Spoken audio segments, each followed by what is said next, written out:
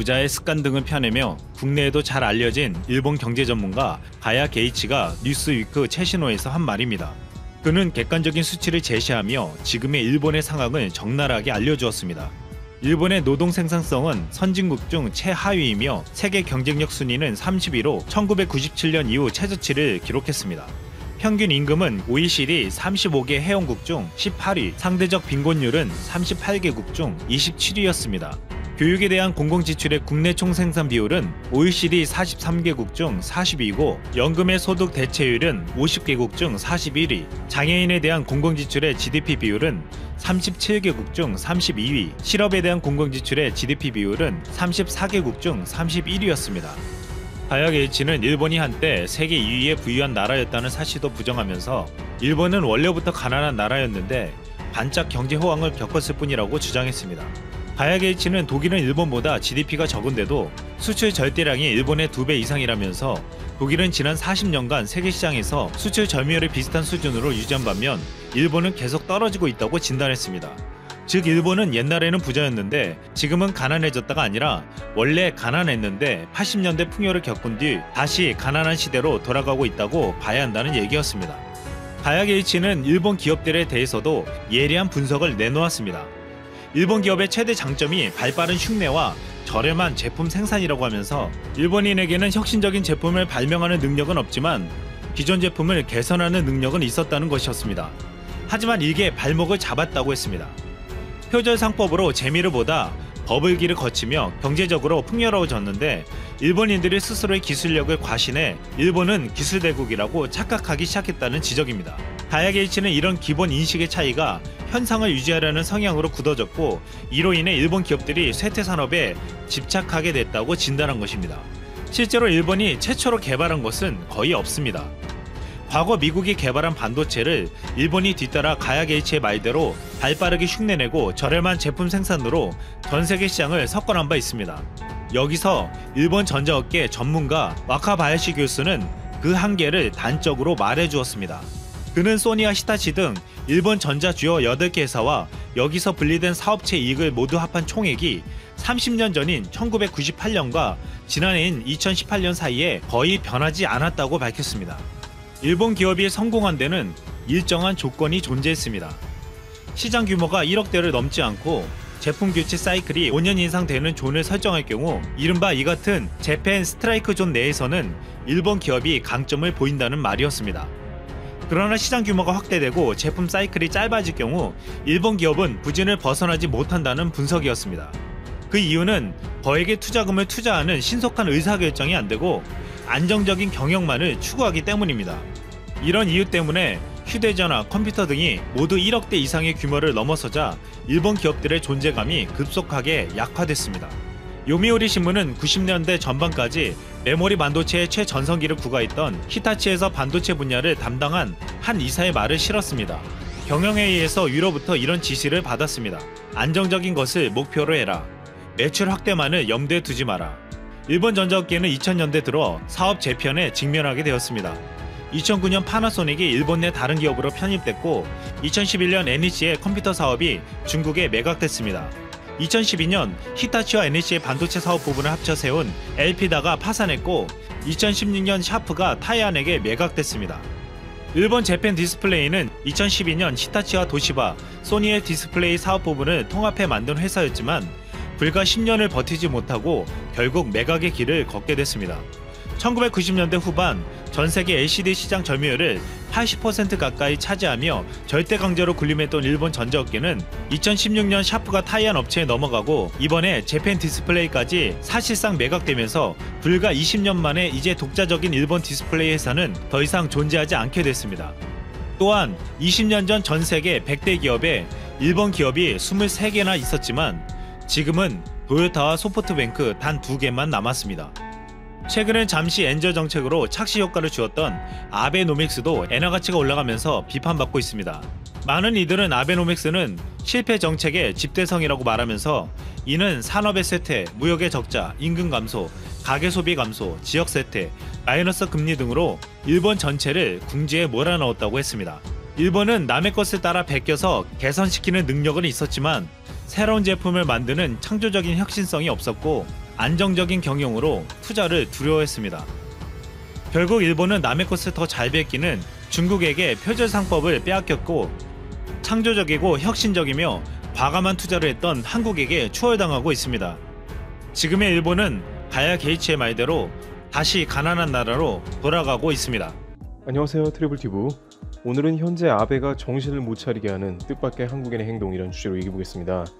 한국인들의 행동으로 인해 아베 정권이 흔들릴 정도입니다. 현재 한국인들의 집단 행동으로 인해서 아베 정권에서 당초에 전혀 예상하지 않은 정권의 레임덕이 가속화될 수 있다는 의견이 제기되고 있습니다. 바로 그것은 한국의 여행 불매운동인데, 이것이 사실상 아베 정권에서 내세우는 핵심 가치 중의 하나인 지방 창생이라고 하는 지방경기 활성화의 직격탄이 되었기 때문입니다. 우선 아베 총리는 이러한 지방의 위기는 자신의 임기의 레임덕을 가속화시키고 정권 지지율을 급격하게 약화시킨다는 위기감에 시모노세키시에서 후원회들과 식사를 함께한 자리에서 한일 간 정부 관계가 악화되더라도 민간 교류는 계속되어야 한다는 의견을 밝힙니다. 현재 일본 여행 자제 운동이 심각해지자 바로 지방 창생이 큰 타격을 받으면서 이러한 발언이 나온 것으로 풀이됩니다. 지방의 경제 활성화가 그렇게 중요한 가치인데 왜 이러한 경제 보복을 강행했냐는 것에 관해서 업계의 관계자들은 애초에 국토교통성이나 관광청을 배제한 채 총리 관저와 경제산업성 차원에서 보복 조치 논의를 했다는 것은 이러한 일본 제품 불매운동이나 일본 여행 자제운동을 예상하지 못한 것이라고 해석하고 있습니다. 한국인들의 여행 거부가 뜻밖이라는 것이고, 이것이 아베 정권을 매우 곤란하게 하자 아베 총리는 강경 발언으로 일관하다가 이제 와서는 민간끼리는 교류가 지속되어야 한다며 슬쩍 한 발 빼는 모양새를 취하고 있습니다. 8월 되면 한국 관광객 등으로 렌트카가 동이 났던 일본의 대표적 휴양지 오키나와는 무려 80%의 관광객 감소가 있었다고 합니다. 오키나와 여행업계는 9월이 되면 약 90%의 관광객 감소를 예상한다면서 올해가 큰 고비라고 전망하며 일부 오키나와 한국계 여행사는 사무소 폐쇄나 인원 축소의 움직임이 나오기 시작한다고 전합니다. 연합뉴스가 인용한 일본의 니혼게 기자에 따르면 후쿠오카 2018년 여행객 중 절반 정도가 한국인인데 7월부터 관광객이 급감하여 규슈 운수국은 다급하게 이번 달 하순에 서울 시내의 여행회사 등을 모은 상담회를 열어 규슈 관광객을 다시 모을 계획이라고 보도했습니다. 불과 2개월 전만 해도 후쿠오카는 오사카와 더불어 일본에서 한국인이 가장 많이 방문하는 장소로 유우인 베푸와 같은 온천마을은 하루에 전세 관광버스가 수십 대씩 오갔으며 지역 유명 맛집은 30-40분씩 줄 서야 입장 가능했지만 현재는 중국인 관광객들만 드문드문 보이는 상황이라고 전하고 있습니다. 규슈는 한국과 가깝기 때문에 중국 관광객 비율은 한국 관광객에 비해 6분의 1 정도밖에 되지 않아 한국인 의존도가 매우 높은 곳에 속합니다. 일본 내부에서는 이러한 일본 여행 자제운동이 장기화되는 것에 촉각을 곤두세우고 있습니다. 이것으로 인해 지방 경기가 약화된다면 지방 민심이 크게 동요할 가능성이 있고, 아베 정권의 구심력 저하가 가속화하면서 정권 차원의 위기에 직면할 여지가 크게 되는 것입니다. 현대경제연구원은 최근 보고서에서 한국인이 일본 여행으로 쓴 돈이 81.2% 감소하면 일본의 경제성장률이 0.1포인트 가량 내려갈 수 있다는 분석을 내놓은 바 있습니다.